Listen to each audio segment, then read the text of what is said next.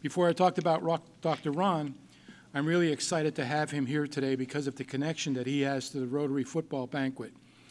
Many of you here probably don't remember his father, Harold Grossman. Harold was one of the greatest contributors to Mount Carmel football that we've ever had. Probably from 1930 to 1969, he was involved. He was a Rotarian all of that time, and he ran this banquet. He was the chairman from 1950 to 1969. He was also one of 14 gentlemen who arranged the original building of the stadium that you guys play in 1932. When we had, and the reason I printed all the speakers this year because I wanted you to see the quality of the speakers that we had from 1950 to 1969, and they were basically all of his father's doing. You see, one in particular is Jim Brown. If we were in today's standing, Jim Brown would be Tom Brady. That's how big Jim Brown was at the time, but somehow Harold got them here. He was inducted into the Hall of Fame, and he's just done a great job, and obviously did a great job with his children. I'll talk a little bit about Ron. Ron played for us in the early 60s. He led the team in rushing, scoring, and touchdown passes because he played both quarterback and fullback for us. He was the first winner of the Mike Terry Award given to the outstanding player in the Shamokin game following the death of Coach Mike Terry the year before. After high school, Ron matriculated at Princeton University, where he played on three of the greatest teams ever at Princeton. The 9-0 team in '64 that was ranked 11th in the country, the 8-2 team in 1966 that was ranked 18th in the country, and he was an all-Ivy League linebacker at the time. He then went to Jefferson Medical College, where he graduated, came back to Geisinger, did an internship, and completed his residency at, let me look, I don't remember everything, at the Family Practice Residence in Hunterdon Medical Center in New Jersey. He spent most of his career there setting up a private practice in Hopewell, New Jersey from 1974 to 2006. He's also an associate professor at Robert Wood Medical School and the team physician for Rider University in New Jersey. He's involved with Princeton University athletics for a great part of that time. But one of the real impressive things to me is he was involved with our Olympic committee and our Olympic teams throughout his career. He served as a team physician for Olympic teams from 1980 to 1994, including the United States Olympic ice hockey team in Moscow, the Winter Olympics in Albertville, France, the ice hockey tour in Canada, the Pan Am Games in Argentina, and the University Games in Yugoslavia. Obviously, he was very well traveled, and there were way many more to put on the resume, and I just didn't have time to do all of that. He's been a part of sports medicine staff for drug testing for the United States Olympic Committee from '80 to 2000. After retirement, he moved to Virginia and Williamsburg area, where he still volunteers his expertise to the Old Town Medical Center and serves the indigent and the poor in that working area. I want you to help me in giving a nice Mount Carmel welcome home to Dr. Ron Grossman.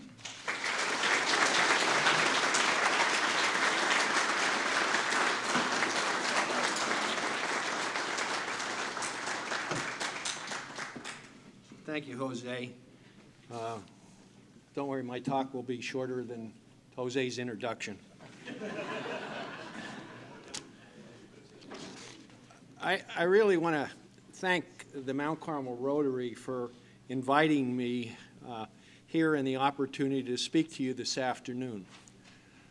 I am truly humbled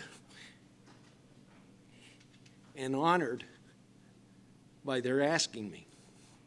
Honored and humbled because it's been 50 years since I played here. And I never considered myself in that rarefied air of the Mount Carmel greats. And I'm especially honored because my father, as Jose said, was Toastmaster and speaker generator for many years. And we did have Jimmy Brown here. We had Tommy McDonald, Concrete Charlie, Chuck Bednarik, great coaches like Woody Hayes, Joe Paterno, Paul Dietzel. When Jose asked me to speak, who's a classmate and a friend, by the way, and he did ask me to speak because he couldn't get Tom Brady or Bill Belichick. I questioned myself, what do I have to say, a former football player, to these young athletes and their parents that may interest them? Well, my answer that seemed appropriate was to tell you about my experience in football and how my football experience taught me some lessons and how I could impart those lessons to you, that it may help you in your lives. I'd like to start with the great coaches that I was fortunate to play for. And there are three icons that guided me through my football career. The first two, Mike Terry and his assistant George Rona, were what I call positive strokers. They didn't curse and they didn't demean you. They encouraged and taught with great skill. I remember in one game, I was trying to show how tough I was by trying to get a couple extra yards before I went out of bounds. And when I got on the sidelines later, Coach Terry said to me, he says, you know, you might save some brains if you got out of bounds earlier and do better in school. Mr. Rona was even better. He was a junior high English teacher. And he told me when I missed a block that it was much to his chagrin that I missed the hit. I was 16 years old. I didn't know what chagrin meant. So I asked him, he said, well, he said, say you were sitting on the couch and you were in a lip lock with a girl and her father walked in. It would be to your chagrin. So I never forgot that word. Coaching with encouragement to do better and not disappoint were driving factors for me. Joe Jazz Deminick was my senior year coach after Mr. Terry's sudden demise. I thought, boy, does he have big shoes to fill. And by the end of his career, he had made them twice the size. He was a great teacher and the first I ever watched game films with to plan in preparation for future games and review the games. When I changed from quarterback to fullback, he taught me how to time the count so I got a better start. And he also taught me how to cut back against the grain to escape the over-pursuers. Again, positive instruction. And this is why those two coaches are in the Hall of Fame. Our team in 1962 was 8-2-1. And really, if we had somebody to kick some extra points, we would have been undefeated. Woulda, coulda, shoulda.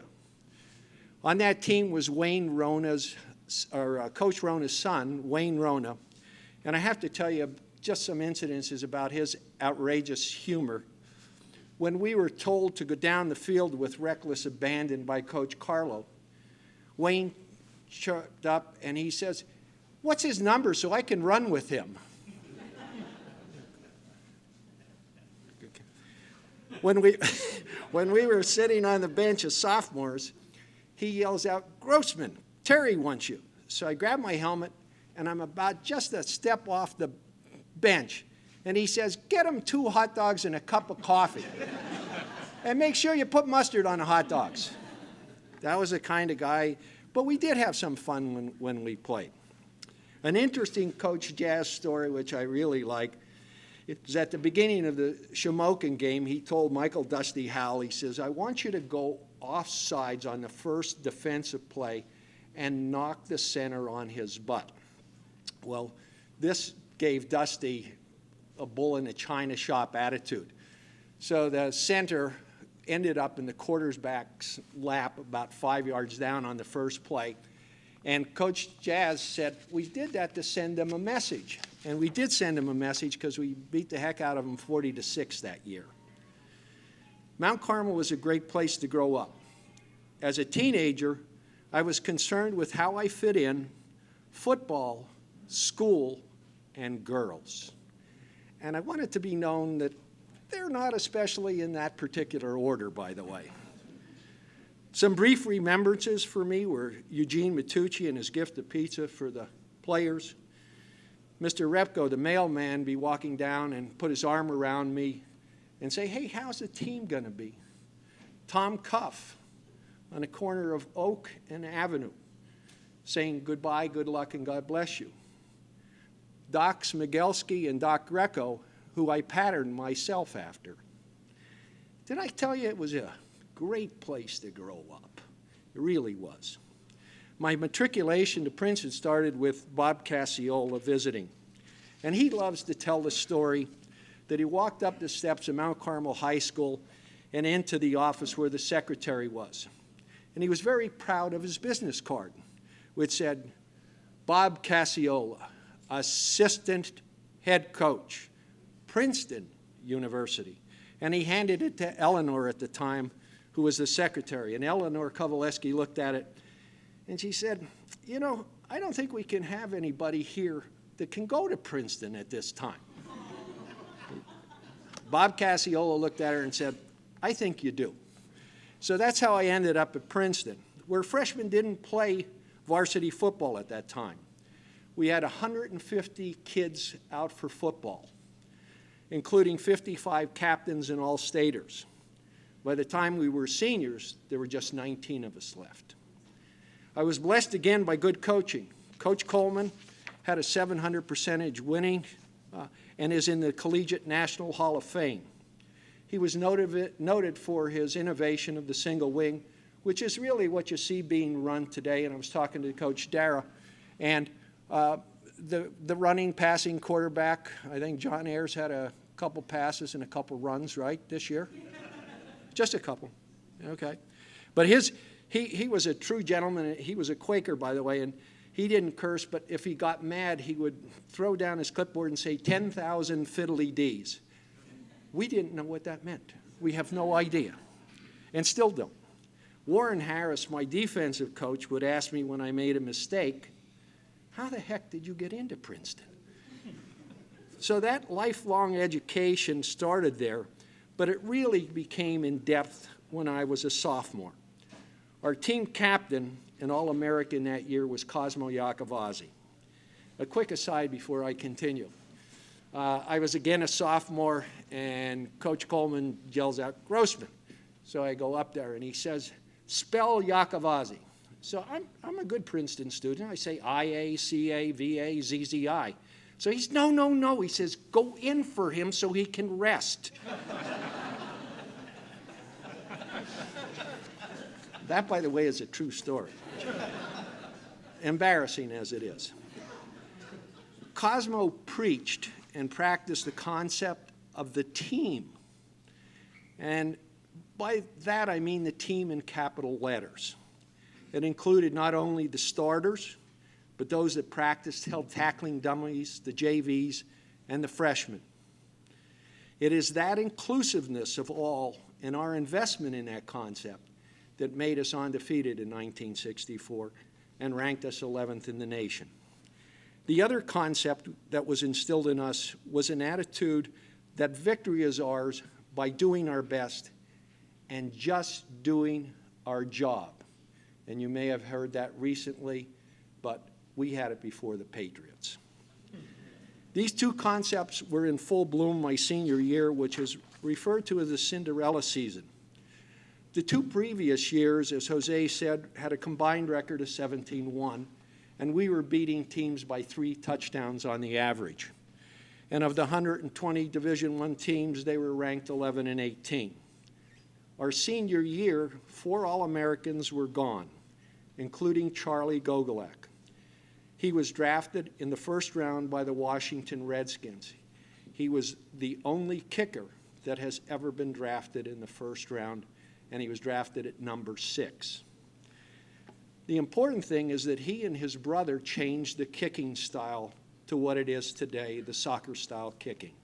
So a little bit of history. Preseason predictions for our senior year, not so rosy, and it was complicated by a never-ending string of injuries. After 4 games, we were an unremarkable 2-2, and we had really reached a crisis point where we could have resigned ourselves to mediocrity and lick our wounds, but we never lost that team concept and resurrected our attitude and won 5 straight games to win the Ivy League championship. And those final games included a 95-yard drive, a stop on 4th and 1, a block punt to run back for a touchdown to win 13-7, and a game in which we were outweighed by 40 pounds a man. So what are the lessons I learned from football that carry over to everyday life? The first one is that football underlined for me the importance of individual responsibility and morphing that into the greater good of the team. And upon reflection and the passage of time, football helped me compose life more deliberately, filter out what does not matter, and create ample space for what does matter. That is family, friends, and meaningful work. So the real lesson is to be intentional and aware about the spaces and friendships you create. It comes back to being genuine, slowing things down, being thoughtful to others, and being true to yourself. 2 final thoughts. Don't let a game or a season, either good or bad, define you as a person, as long as you've given your best effort. How you live your life will define who you are, not just a football game. And if you do lose, don't forget the lesson. And finally, my father's 3 R's for life: respect yourself and respect others. Take responsibility, not only for the good, but for the bad. And last but not least, do the right thing. Thank you.